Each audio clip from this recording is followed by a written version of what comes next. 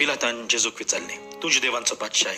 जेजून प्रतिपाळ केलो, हे तू तुझेच वस्तोंगी म्हणटाय व दुसऱ्याने तुका म्हजे विशीं अशें सांगलां. पिलातान म्हणलें, हांव ज्यू देवतोर तुज्याच लोकान आनी माय आनिकांनी तुका म्हज्या हातान घाला. कितें केलें तर तुवें? जेजून प्रतिपाळ केलो, म्हजें राज ह्या संवसारांतलें न्हय. म्हजें राज ह्या संवसारांतलें जाल्लें जाल्यार हांव जी देवांच्या हातान पडना जावच्याक आनी म्हजे शिपाय जुस्तले आसले, पूण म्हजें राज हांगा सरलें न्हय. पिलातान ताका म्हणलें, म्हणटच पातशाय तूं? जेजून जबाब दिलो, हांव पातशाय म्हूण तुवेंच सांगलें. ह्याच पासत हांव जल्मलां, ह्याच पासत संवसारांत आयलां, स्वताक गोवाय दिवच्याक. जी कोण स्वत मानून घेवंक तयार आसात ती म्हजो ताळो आयकतात. बाबिणानो, जेजूचें राज ह्या संवसारांतलें न्हय, पूण जेजू सोगठा सर्वांचो राजा. जेजू आमचो दर एकल्याचो राजा. जरी तर जेजू म्हजो राजा जाल्यार ताच्या हुकुमा प्रमाणे, ताच्या उतरा प्रमाणे आमी चलूंक जाय. हेंच जेजू म्हणटा, जी कोण म्हजी उतर आयकतात ती देवाच्या राजाची भुरगीं. बाबड्यानो, आमी तो देवाच्या राजाची भुरगीं कशीं जियेतले जाल्यार ताच्या उतरा प्रमाणे, ताच्या कुशे प्रमाणे जिवया.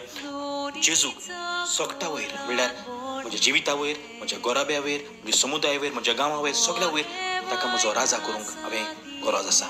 ताच्या हुकुमा प्रमाणे चल, ताच्या उतरा प्रमाणे चल आनी देवाच्या राजाचो भागेली जा.